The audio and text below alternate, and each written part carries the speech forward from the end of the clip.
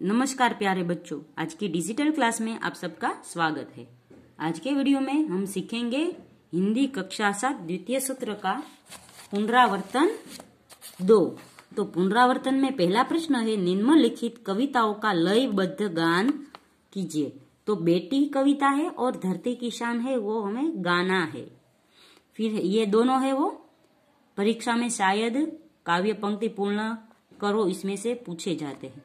दूसरा प्रश्न है, निम्नलिखित वाक्यों में योग्य विराम चिन्ह का प्रयोग कर वाक्य फिर से लिखे। तो विराम चिन्ह हमने पहले सीखे हैं, वही लिखने हैं। यहाँ पर है, पेड़ परोपकारी होते हैं, फिर पूर्ण विराम, वाह, फिर उद्गार चिन्ह आएगा, कितना अच्छा गाना है, फिर उद्गार चिन्ह आएगा। फिर है, छुट्टियों में आप कहाँ कहाँ घूमने जाते हैं, फिर प्रश्नार्थ चिन्ह। गांधी जी को हम महात्मा है, वो एक अवतरण में आएगा, कहते हैं, फिर पूर्ण विराम। वह पढ़ने में अच्छा है, फिर अल्प विराम, खेलकूद में भी अव्वल है, फिर पूर्ण विराम। फिर एक अवतरण में आएगा, जय जवान जय किसान, लाल बहादुर शास्त्री ने कहा था, फिर पूर्ण विराम। दशरथ राजा के 4 पुत्र थे, फिर यहाँ गुरु विराम आएगा।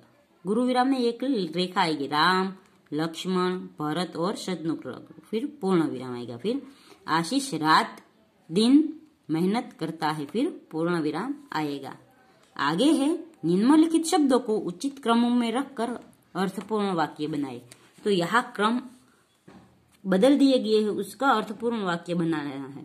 तो पहले का वाक्य बनेगा, पावागढ़ गुजरात का गौरव है। दूसरा वाक्य बनेगा, मानव जीवन में पेड़ उपयोगी है। तीसरा वाक्य बनेगा, खेलते समय हमें सावधान रहना चाहिए। चौथा वाक्य बनेगा, हमें सज्जन लोगों की संगति करनी चाहिए। पांचवा वाक्य बनेगा, हमेशा अपनी चीज वस्तुएं योग्य जगह रखना अच्छी बात है। फिर है प्रश्न नंबर 4, निम्नलिखित परिच्छेद का मातृभाषा में अनुवाद कीजिए। तो ये परिच्छेद दिया गया है, इसका मातृभाषा में अनुवाद होगा, समग्र परिस्थिति स्पष्ट હતી। પ્રજાપતિએ કહ્યું, દેવતાઓ શ્રેષ્ઠ છે, જાણો છો કેમ? એટલા માટે કે એમણે સહકારની ભાવનાથી કામ કર્યું છે, પોતે પણ ખાઓ અને બીજાને પણ ખવડાવો, જીવો અને જીવવા દો, તે હતી એમની વિશેષતા। એમણે બુદ્ધિથી કામ લીધું, સમજદારી બતાવી, તેઓ સામસામે બેસી ગયા, એકબીજાના મુખમાં લાડુ મૂકતા રહ્યા, થોડી જ વારમાં થાળ ખાલી કરી દીધો। 5 નંબરનો પ્રશ્ન છે, નિમ્નલિખિત અપૂર્ણ कहानी को अपने शब्दों में मौखिक एवं लिखित रूप से पूर्ण कीजिए। तो यहाँ पर कहानी दी गई है, उसको हमें पूरी करनी है। तो कहानी है, रामपुर नामक गांव था।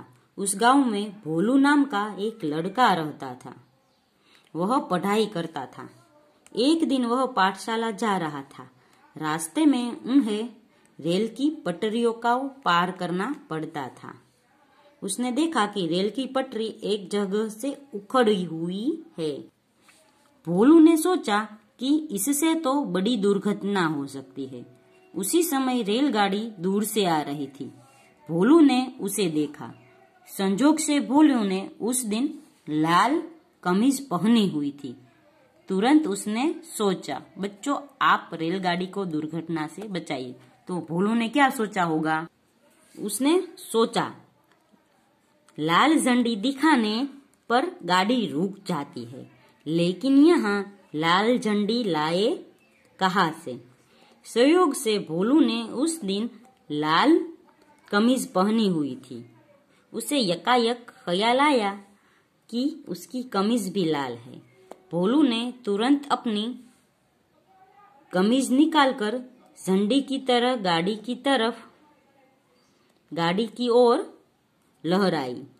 लाल झंडी देखकर ही ड्राइवर ने गाड़ी रोक दी। भोलू ने सारी बात ड्राइवर को बता दी। एक बड़ी दुर्घटना होते होते रह गई। यात्रियों की जान बचाने के कारण ड्राइवर ने उस लड़के को शाबाशी दी। सरकार ने उसे पुरस्कार देकर सम्मानित किया। आगे है छठा प्रश्न, चर्चा कीजिए। जल ही जीवन है, क्यों? तो जल ही जीवन है क्योंकि जल के बिना कोई जीवन इस दुनिया में संभव ही नहीं है। सातवां प्रश्न है, आपने टीवी दूरदर्शन पर प्रसारित होने वाले गम्मत गुलाल जैसे हास्य के कार्यक्रम देखे होंगे। उसमें सुने हुए चुटकुलों में से किसी एक को अपनी भाषा में लिखिए। तो चुटकुला मैंने एक लिखा है, शरण, राम, इंसान की नजर तेज है या जानवर की? तो राम, जानवर की। शरण, यह तुम कैसे कह सकते हो? तो राम, क्योंकि जानवर कभी चश्मा नहीं पहनते। आगे है प्रश्न नंबर 8, सवाल हमारे जवाब आपके और हंसी सबकी। दिए गए प्रश्नों के ऐसे जवाब दीजिए कि मुस्कान के मोती बन जाए। तो पहला सवाल है, सूर्य न निकले तो क्या होगा? तो उसका जवाब होगा, सूर्य न निकले तो बिजली का बिल ज्यादा आएगा। दूसरा होगा, सोने के लिए अधिक समय मिलेगा। दूसरा है, बारिश के बाद बिजली क्यों होती है? तो बारिश को डराकर भगाने के लिए बारिश के बाद बिजली होती है। तीसरा, अंग्रेजों ने भारत में पहला कदम रखा, फिर क्या किया? तो अंग्रेजों ने भारत में पहला कदम रखा, फिर उन्होंने अपना दूसरा कदम रखा। चौथा, दादाजी के सिर के बाल सफेद और मूंछों के बाल काले क्यों है? दादाजी के सिर के बाल सफेद और मूंछों के बाल काले हैं क्योंकि सिर के बाल मूंछों के बालों से लगभग 20 साल बड़े हैं। आगे का प्रश्न है, निम्नलिखित विधानों का काल पहचान कर चौरस में लिखिए। तो यहाँ का हमें काल पहचानना है। तो पहला, बाग में कोयल बोलती है यानी वर्तमान काल।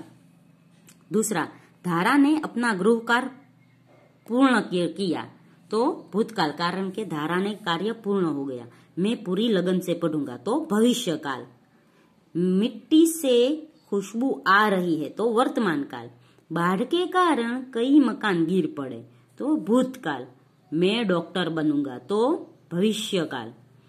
आगे प्रश्न है, निम्नलिखित शब्दों से उदाहरण के अनुसार वर्तमान काल, भूतकाल और भविष्य काल का एक एक वाक्य बनाइए। तो यहाँ पर जो शब्द दिया गया है पढ़ना, तो वर्तमान काल होगा मैं पढ़ता हूँ, भूतकाल होगा मैं पढ़ता था, भविष्य काल होगा मैं पढ़ूंगा।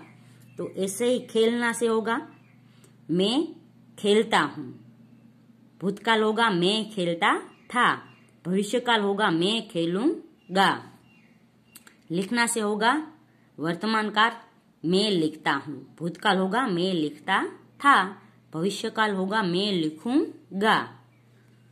दौड़ना से होगा वर्तमान काल मैं दौड़ता हूँ, भूतकाल होगा मैं दौड़ता था और भविष्य काल होगा मैं दौड़ूंगा। तो बच्चों यहाँ पर है वो पुनरावर्तन 2 पूर्ण होता है।